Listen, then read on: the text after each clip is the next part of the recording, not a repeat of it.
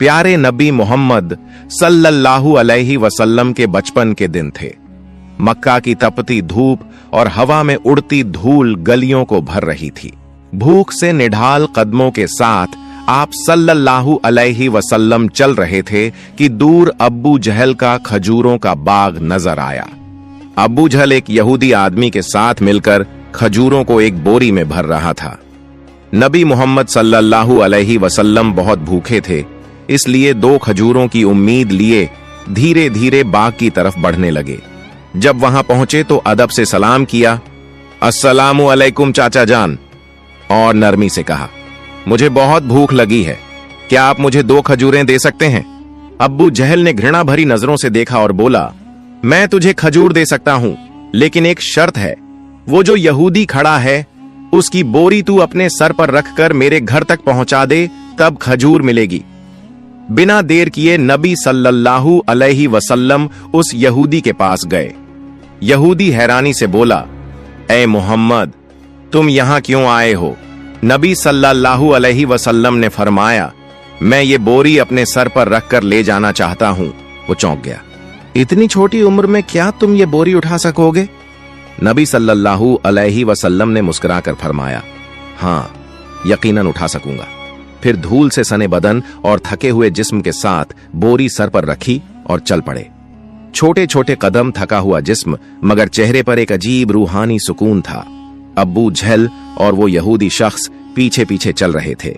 कुछ देर बाद बोरी अब्बू जहल के घर के सामने रख दी गई। यहूदी ने वो बोरी अंदर रख दी। नबी सल्लल्लाहु अलैहि वसल्लम ने फरमाया, चाचा जान, अब मुझे खजूर दीजिए। अब्बू जहल ने एक खजूर आप सल्लल्लाहु अलैहि वसल्लम को दे दी। फिर आपने नरमी से फरमाया, क्या आप एक और खजूर नहीं देंगे? ये मासूम सी गुजारिश अब्बू जहल के अंदर की आग को जैसे और भड़का गई। गुस्से में भरकर उसने एक जोरदार थप्पड़ नबी सल्लल्लाहु अलैहि वसल्लम के चेहरे पर मार दिया, और उसी लम्हे जैसे सूरज डूब गया हो, आसमान फट पड़ा हो, हवा थम गई हो और पहाड़ भी रो पड़े हों। एक मासूम बच्चे पर ऐसा जुल्म। अब्बू जहल हंसते हुए अपने घर चला गया। मगर तभी खजूर की बोरी खोली गई और चौंकाने वाला मंजर सामने आया। सारी खजूरें छोटे छोटे पत्थरों में बदल चुकी थीं। ये देखकर वो यहूदी स्तब्ध रह गया। आंखें फैल गईं, जबान खामोश हो गई। वो भागा भागा अपने सरदार को ये खबर देने चला गया। उधर अब्बू जहल घर से बाहर आया और ताना देते हुए बोला, ए मोहम्मद, तू तो बहुत बड़ा जादूगर निकला, तूने मेरी खजूरों पर जादू कर दिया। नबी सल्लल्लाहु अलैहि वसल्लम ने सर झुकाकर बहुत नरमी से कहा, चाचा जान, मुझे तो कुछ मालूम नहीं। ये सुनते ही अब्बू जहल ने एक और थप्पड़ मारा। उसकी आवाज जैसे आसमान को चीर गई। सब कुछ थम गया और उस मासूम की आंखों से एक आंसू लुढ़क गया। मगर देखिए, क्या शफकत थी, क्या रहमत थी। नबी सल्लल्लाहु अलैहि वसल्लम ने सिर्फ इतना कहा, चाचा, आपके हाथ को चोट तो नहीं लगी? सुभान अल्लाह, क्या किरदार, क्या इंसानियत। खुद थप्पड़ खाया, मगर फिक्र उस इंसान की जिसने मारा। फिर नबी सल्लल्लाहु अलैहि वसल्लम ये सारी जिल्लत, तकलीफ और भूख लेकर घर वापस नहीं गए, बल्कि चुपचाप पहाड़ के किनारे जाकर खड़े हो गए। दरख्त और पहाड़ जैसे पुकार उठे, अफसोस, जिसे न पैदा किया जाता तो ये जमीन, ये आसमान कुछ भी न होते। वो अजीम नबी आज भूखे, नजरअंदाज किए जा रहे हैं। लेकिन फिर भी अब्बू जहल जैसे संगदिल के दिल में न रहम आया, न आंखों में पछतावे का एक कतरा। उधर वो यहूदी शख्स अपने सरदार के पास दौड़ता हुआ जा पहुंचा। आज मैंने एक ऐसा वाकया देखा है जो तसव्वुर से भी परे है। वो यहूदी अपने सरदार से कह रहा था, अब्दुल्लाह के बेटे मोहम्मद सल्लल्लाहु अलैहि वसल्लम में कोई ऐसी ताकत है कि बस एक तमाचा लगने पर सारी खजूरें पत्थर बन गईं। आप ही बताइए, क्या ये जादू हो सकता है या फिर कोई इलाही ताकत है? ये सुनकर सरदार थोड़ी देर खामोश रहा, फिर गंभीर आवाज में बोला, हमने भी सुना है कि हमारी आसमानी किताब में मोहम्मद का जिक्र है कि वही आखिरी और सबसे अजीम नबी होंगे। मगर क्या वाकई यही मोहम्मद हैं? ये जानना जरूरी है। हमें अपने मजहबी पेशवा से रुजू करना होगा। अगर ये बात सच निकली तो हम उसे जिंदा नहीं छोड़ेंगे, बल्कि उसे इस दुनिया से ही खत्म कर देंगे। तुम लोग जाओ और ये खबर हमारे पेशवा तक पहुंचाओ। ये सुनकर वो यहूदी शख्स फिर से अब्बू जहल के घर की तरफ रवाना हो गया। जाते जाते जब वो खजूर के बाग के पास पहुंचा तो उसकी आंखें हैरानी से फैल गईं। पूरे बाग में एक भी खजूर नहीं थी। हर दरख्त पर सिर्फ पत्थर, सिर्फ पत्थर। ये कैसे हो गया? वो एक पल भी वहां न रुका और तेजी से अब्बू जहल के घर की ओर दौड़ पड़ा। घर पहुंचते ही उसने कहा, भाई, आपके बाग की सारी खजूरें पत्थर बन चुकी हैं। अगर अब इसे न संभाला गया तो बहुत बड़ा नुकसान हो जाएगा। इसका एक ही हल है, मोहम्मद सल्लल्लाहु अलैहि वसल्लम से माफी मांगो। मगर अब्बू जहल माफी मांगने वालों में से नहीं था। वो जालिम था, चालाक था। उसने नरमी से कहा, ठीक है, चलो मोहम्मद के घर चलकर देखते हैं। फिर वो नबी मोहम्मद सल्लल्लाहु अलैहि वसल्लम के घर की तरफ चल पड़ा। उस वक्त नबी अपने चाचा अब्बू तालिब के साथ रहते थे। जब अब्बू जहल घर पहुंचा तो अब्बू तालिब अकेले थे। अब्बू जहल ने आवाज लगाई, ए अब्बू तालिब, कहां है तुम्हारा भतीजा मोहम्मद? वो बहुत बड़ा जादूगर है। उसने मेरी सारी खजूरें पत्थर बना दी हैं। फिर तंज में बोला, कहीं किसी पहाड़ के किनारे किसी शेर या रीछ ने उसे खा तो नहीं लिया? ये सुनकर चाचा अब्बू तालिब बेचैन हो उठे। उन्होंने एक पल की भी देर न की और नबी की तलाश में निकल पड़े। उधर नबी मोहम्मद सल्लल्लाहु अलैहि वसल्लम एक पहाड़ के किनारे बैठे रो रहे थे। अगर मेरे वालिद जिंदा होते तो शायद कोई मेरे साथ ऐसा सुलूक न करता। मैं बहुत तन्हा हूं, बहुत अकेला।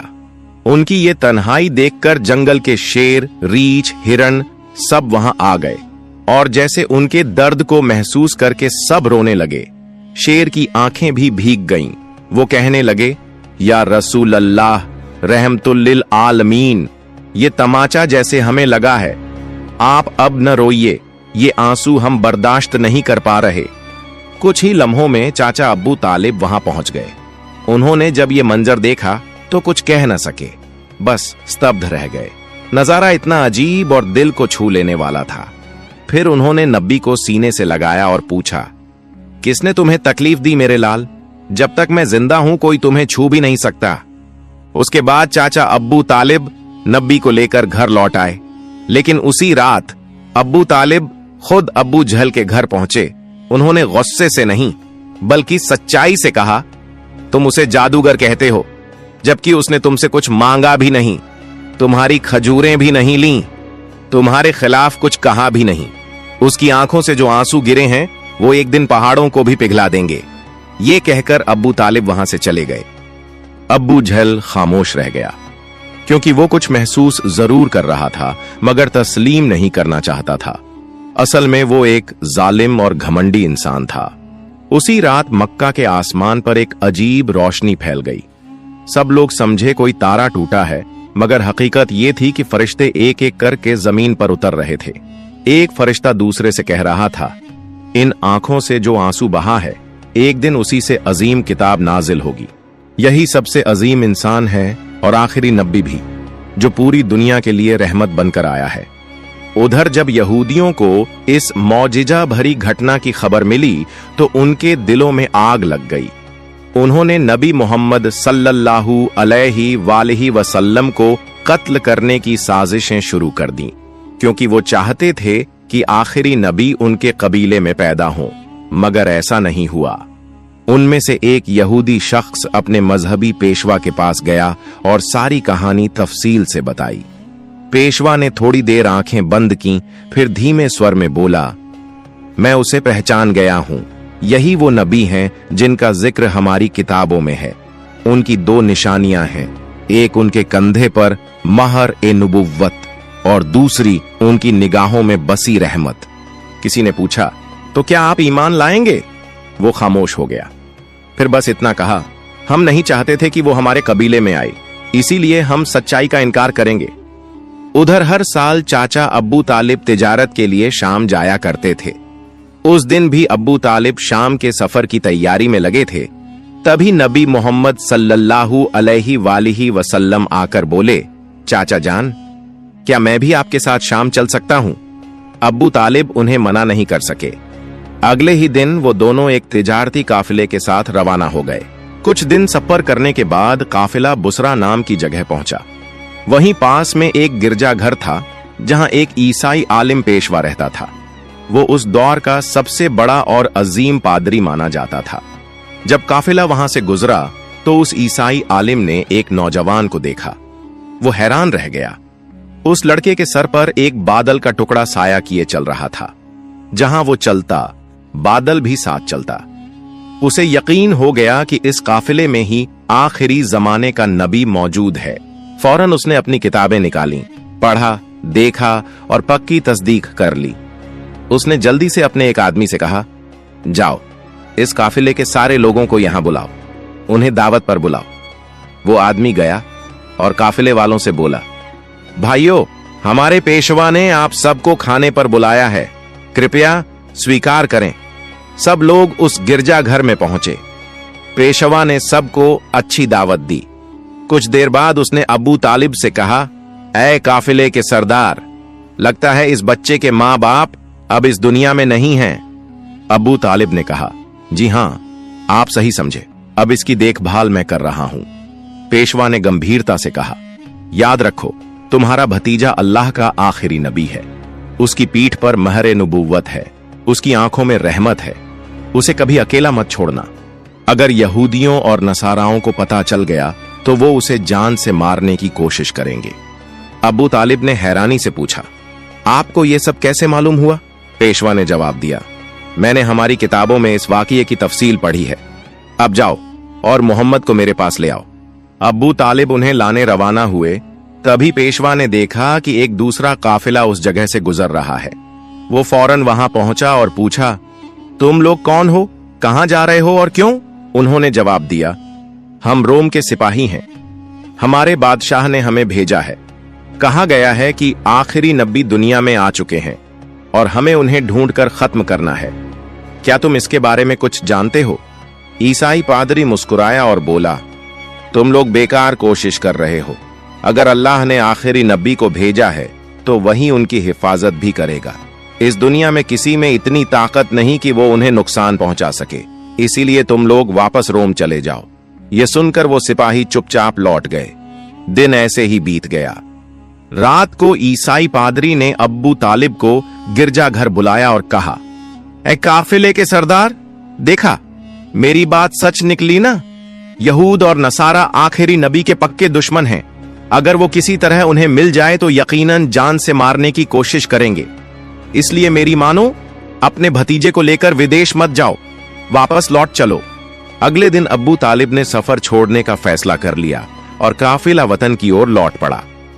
कुछ दूर ही गए थे कि अगले दिन रास्ते में उन्हें एक घोड़ा नजर आया, लेकिन वहां कोई इंसान नहीं था। रुककर देखा तो एक आदमी मरणासन्न पड़ा था। असल में वो एक यहूदी था। कभी नबी को मारने आया था, लेकिन आज वही नबी अपने हाथों से उसे पानी पिलाकर उसकी जान बचा रहे थे। फिर उसे साथ लेकर काफिला आगे बढ़ा। चलते चलते वो एक समुंदर के किनारे पहुंचे जहां मछुआरों की एक बस्ती थी। काफिला वहीं आराम के लिए रुका, मगर वो मछुआरे बुत परस्त थे और गहरे अंधविश्वास में डूबे हुए थे। अब्बू तालिब वहां पहुंचे जहां कुछ लोग मूर्तियों के सामने झुके हुए थे। उन्होंने एक से पूछा, भाई, तुम लोग इस तरह मूर्तियों की पूजा क्यों कर रहे हो?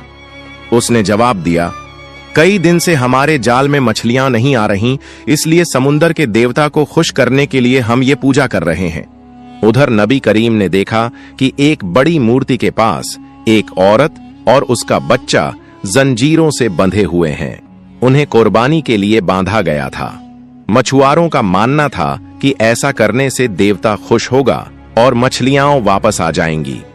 तब नबी करीम धीरे से वहां पहुंचे और मां बेटे को उन जंजीरों से आजाद कर दिया। उसी पल एक मछुआरा आया और घबराकर बोला, जिन्हें कुर्बानी देने के लिए बांधा था, उन्हें कोई बच्चा आजाद कर गया है। यह सुनकर सब लोग गुस्से में नबी को पकड़ने दौड़े। अब्बू तालिब उन्हें रोकने के लिए आगे बढ़े। तभी सबकी आंखों ने एक अजीब नजारा देखा। वो बड़ी मूर्ति अपने आप गिरकर टूट गई। समुंदर में जोरदार लहरें उठने लगीं और उनके साथ मछलियों की भरमार ऊपर आ गई। मछुआरे जाल डाल डालकर मछलियां पकड़ने लगे और खुशी से झूम उठे। ये सब देखकर अब्बू तालिब दंग रह गए। असल में नबी करीम उस वक्त समुंदर किनारे खड़े होकर अपने रब से दुआ कर रहे थे और उसी दुआ की बरकत से अल्लाह ताला ने समुंदर को मछलियों से भर दिया। फिर काफिला मक्का की तरफ रवाना हो गया। मक्का पहुंचने के बाद नबी करीम अपने चाचा अब्बू तालिब की बकरियां चराया करते थे। एक दिन बकरियां चराकर लौटते वक्त नबी करीम ने देखा एक जगह गुलामों और लौंडियों की मंडी लगी है। मर्दों को गर्म लोहे से जलाया जा रहा था और औरतों को ऊंचे दामों पर बेचा जा रहा था। यह मंजर देखकर नबी का दिल कांप उठा, आंखें भर आईं। उधर उनके एक चाचा अब्बू लहब गुलामों की खरीद फरोख्त करते थे। वो एक बेगुनाह लौंडी को बहुत महंगे दामों में बेच रहे थे। तभी उसी लौंडी का शौहर दौड़ता हुआ आया और बोला, हुजूर, आप ये जुल्म मत कीजिए, हमें माफ कर दीजिए। वो बड़ी बेबसी और गिड़गिड़ाहट से रोने लगा, लेकिन अब्बू लहब उसकी एक न सुन रहे थे। इसी वक्त हमारे रहमत वाले नबी वहां पहुंच गए। आपने अपने चाचा से फरमाया, चाचा, इस औरत को मत बेचिए।